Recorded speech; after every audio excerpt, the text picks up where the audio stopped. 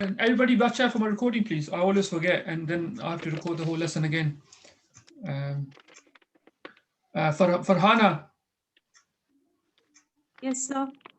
how do you say the son of the man and the daughter? How do you say the son and the daughter of the man, based on what we've done? Same rule. This, Waladu well, الرجل yeah, yes, yeah, وبنت yeah. الرجل. Okay, been to a rajuli, or what else can we say? الرجل. No, no, we say No. بنت بنته. yeah, been to who? Yes. You could say been to a rajuli as well. Grammatically is correct, but Arabs they won't repeat the same thing like now and again. They just say been to who.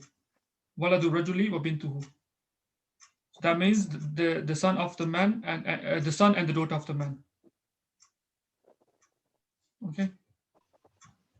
So today we're gonna do demonstrative pronouns, what we call ismul ishara. So these, that, those. That's what we're gonna do in this lesson. So basically, I think you guys probably some of you guys may know this. So first part is this singular. So it refers to one thing, right? Dual refers to two things or two people, and then plural. Oh, that's singular for all cases. These both are dual actually. So singular for all cases is when you say this is for if it's masculine. So if you say using for a masculine noun, you say hadha, and for feminine is hadhihi. So one thing you remember, one you probably notice is, when you write it, there's like a fatha, like a standing fatha, which will carry zabar in Urdu, right? Normally, it would, if you read this in Quran, and if it has a word has like this, it basically, if you open it up, it's like this ha the, right? But you can't write it like this. It's incorrect to write it like this, because this for this word it's just written, but it's not pronounced. You don't say haza. You don't make it long. You just say haza. It's just written, but it's not pronounced. Haza. So it's haza for masculine, hazihi for feminine. That's for singular. For dual, as we learned with duals, when we have dual, normally had in nominative case we had alif and noon, right? Obviously this word already has an alif, has alif, so we add noon with the kasra, so we still have ani ending. So with haza we just add noon. Hazani in dual. It's quite similar to a dual for nouns. So muallimun, mualli, mani. But we don't need to add alif as well, because alif is already there, was there in singular. So you just add noon with kasra. For dual is hatani. Just remember, just memorize this. Is hazihi for singular, feminine for dual is hatani. Because if you just say hazani, it wouldn't be different. So we use hatani. So it makes it different to the masculine. And for accusative and genitive, as we learn in nouns, both are same in terms of duals and sign plurals and stuff like that. So it's similar here. So it's hazaini. The alif goes hazaini. So similar to it's got aini ending. We don't need to add. We just eliminate the noon, add ya and noon. Hazaini and hataini. The key thing is that you just kind of remember these. You don't even need to know the reason behind these. Obviously, it helps, I think, to memorize them if you understand, and it's useful. And for plural in all cases, whether it's masculine with feminine, whether it's nominative, accusative, genitive is haula'i, and it always stays like that. It's what we call this is indeclinable altogether. It's just always haula'i, no matter if it's accusative, genitive, singular. Whether it's feminine or masculine. For plural is haula'i. And the thing is, so here, first of all, if you read the book, which I encourage everybody to do, everybody attending the lesson should read the book ideally before the lesson and after the lesson. The more you, obviously, effort you put in, the more better you'll be at the lessons and what we learn. But anyway, as I mentioned before, here it says the alif after long vowel after the initial ha, which is here and here, of all these forms is written as short vertical stroke. So it means short vertical stroke. Vertical is straight like that. So it means it's written like this. And it is normally shown, and he says it's incorrect to write haza, like I mentioned. So I'm just, same thing, I'm just repeating the same thing. I'm just showing you, it's in the book. Okay, so basically then haza is divided into two parts. So here it's made of two parts. It's made of, if I could erase this. So the two parts is, it's ha and za. Ha and za. And ha is normally, the real word which means this is za. Za. Ha is just there, it's like to alert you. So instead of saying za, it's just ha, za, like it's just to alert you. It's non-essential, non-essential. So even if you delete ha, if you say za, it'll be correct. But normally, most of the time, you'll find haza. So that's why it says you could also write what we learned above as za. So it was haza. So the ha drops. So it becomes za. Or it could be z. This is interesting, z. So you just have to memorize this. Or zihi. So it was hazihi. Hazihi. So if you write delete ha, it becomes zihi. So here, zihi. Or you could say z. For dual, zani. So it was, what was it before? Hazani. Yes, hazani. So you could just delete ha, become zani. And this was hatani. You delete the ha, it becomes tani. And for that's the nominative case for dual. And in accusative and genitive, zaini. So what was it before? Shariza? Sir, I couldn't hear. Zaini, what was it before? That is dual, sir. Hazaini. Zaini. So we could delete the ha, it become zaini. And Afrin, what was this? Zaini before? Hataini. Yeah, Hataini. So this is pretty straightforward. What you just guys could memorize, need to memorize this.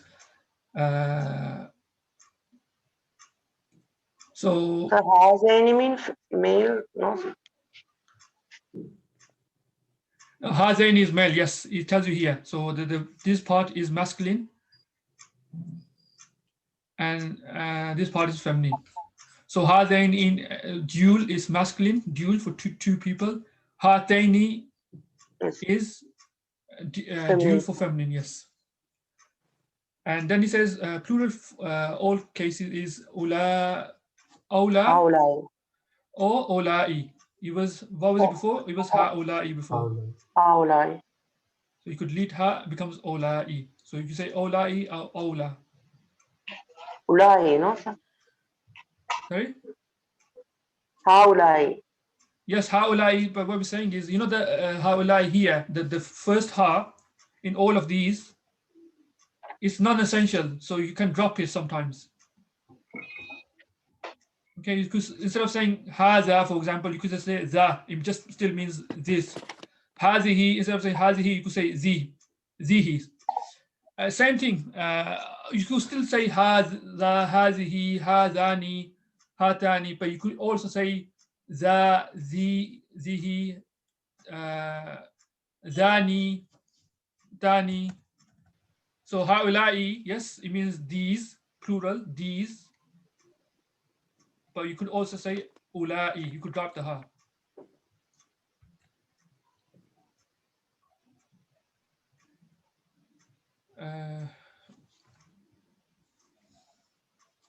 So also it gives you a note to say hazi sometimes occurs.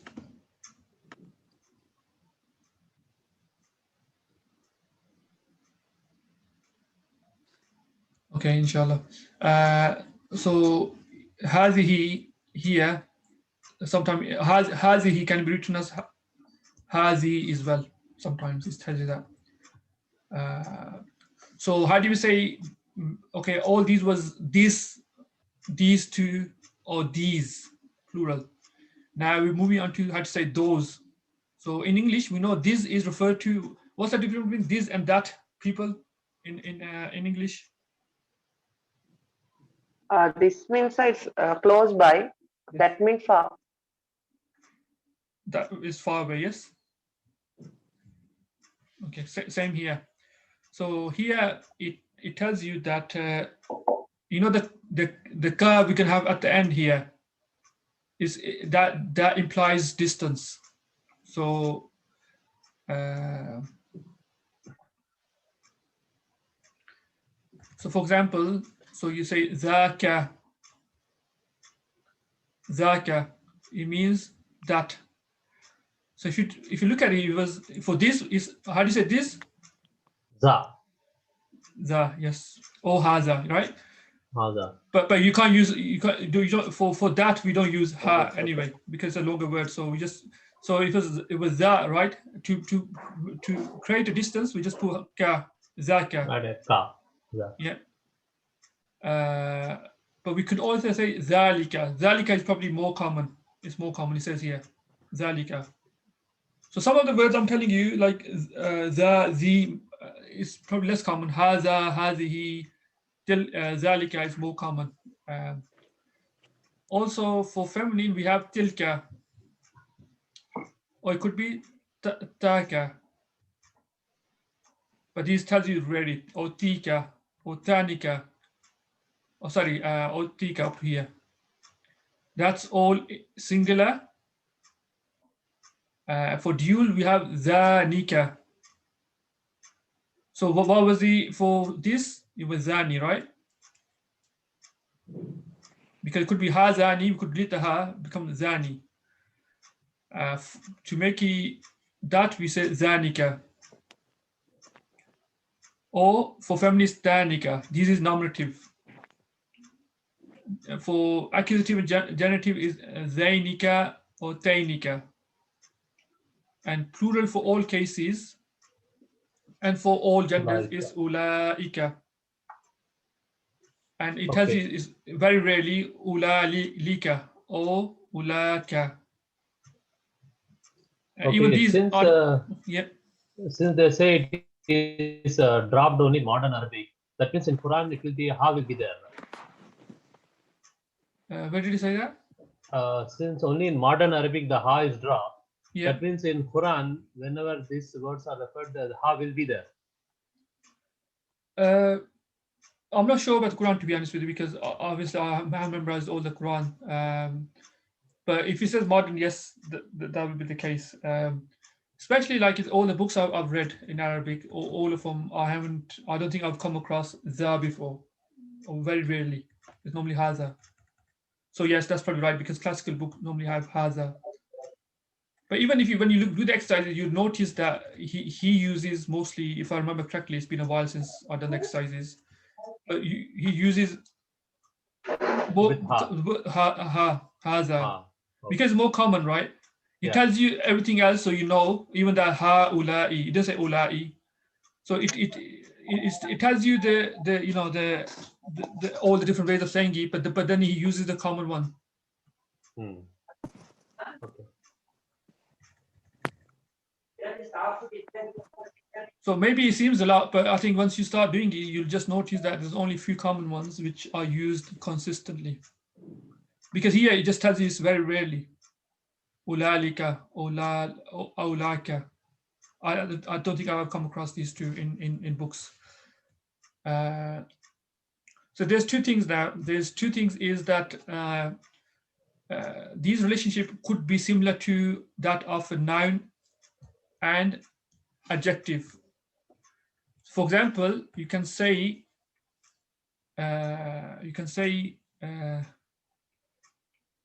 this book, right? So this like, or you could say this is a book. So here, this book, this almost like I wouldn't say it's a noun and adjective, but it's like they qualify each other. So this book. So there's one way of saying this book, and there's one way of saying this is a book. So how do you say this book?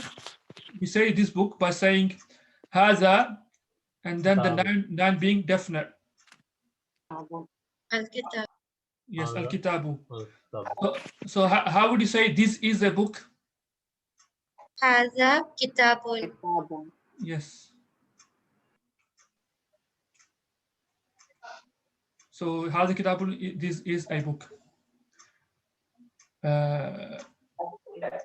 And also it tells you that if you want to say, for example, this son of the king, this son of the king, here again, it's similar to our first example, this book, because here this is qualifying this son of the king. So it's like son of the king is one phrase because it's mudaf alayhi, right? Son of the king. And this is qualifying it. It's not saying this is. There's a difference between this son of the king and there's a difference between saying this is son of the king. So in this case, when why it says that if it's mudaf and mudaf alayhi, then we put mudaf and mudaf alayhi first. So we can say kitabukum hadha. Oh, sorry. Here, the son of the king, he says ibnul malaki hadha.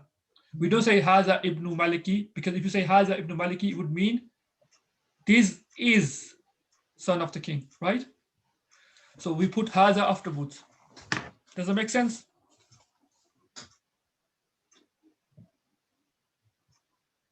Can you repeat the last one? This will be in case of mudaf and mudaf alayh. Otherwise, we have to put haza before any word or a sentence. Yes. Yes, this is a case of mudaf and mudaf alayh. So what I'm saying is, Nazir, is that there's two ways. You could say the son of the king, right? Or you could say, this son of the king, or you could say this is son of the king. Can you notice the difference between these two sentences in English? Yeah, there is a difference. Yeah. So second one is like a sentence. We're saying this is the son of the king. Son of the king, yeah. It is complete, yeah. Yes, it's complete. It's sentence, right? Here, the second one, it's more of like, we've done line and adjective similar to that because it's one son of the king is qualifying this. So basically, if you look at this is what phrase is going to be? Mudaf alayhi, right? Yeah. So this is equal to saying, we said this book. Yes. So it's a similar way, but instead of having one word, kitabun, al-kitabu, we have phrase. We have mudaf alayhi, right? Yeah. And this is similar to saying this is a book, right? Yes. Do you remember the difference between the above two? Correct, yeah. So how do we say this in the first case when we just want to qualify the idafa with this? We just have to put idafa first. Mudaf, so we say Ibn al-Maliki, the son of the king. Okay. Yeah. And because the other option, if you say okay, Ibn Maliki Haza, so this means this son of the king. It's just qualifying. However, if you want to say, if you say Haza, so if you Haza first, Ibn Maliki, it means this is. So is comes in. This is son of the king. Okay, the meaning changes. Yeah. Okay. Yes. Yeah, so just to reconfirm, Yeah. if this is book, means I will say Kitabu Haza, the first sentence. No. So the way it works is, if the book, because book is a simple word, right? Book is not a phrase.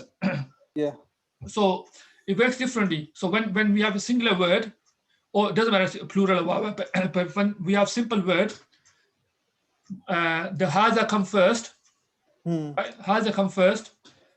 But the reason why we know it's qualifying it means this book is because of we have alif lam. So it's Hazal Kitabu, this book, because the way we differentiate when the word is when the noun is simple noun, Okay. is whether he has alif lam or not. So whether definite or not. So for example, Hazal Kitabu, Hazal Kitabu, it means this book. Okay. Haza Kitabun means this is a book. So Yes. that's the difference. Yes. Okay. But obviously, when the reason why when you say mudaf and mudaf ilayhi, so here Ibn al-Maliki, the whole thing is definite anyway. So we need to differentiate it in different way, because here when it's simple word, we just make a differentiation between saying Hazal Kitabu or Haza Kitabun, right? So Hazal Kitabu, when it's alif lam definite, it means this book, or when it doesn't have alif lam, it means this is a book, right? How will we say this is the book? Like alif lam is for you. That will come later. Okay.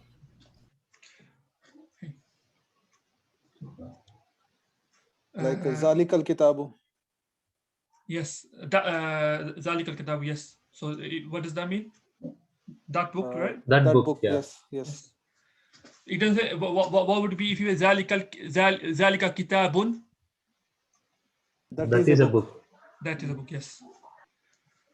So Mudaf ilayhi is definite already. So if you want to say this son of the king and this is son of the king, we just either put Haza before or after. If you put it before, it means this is.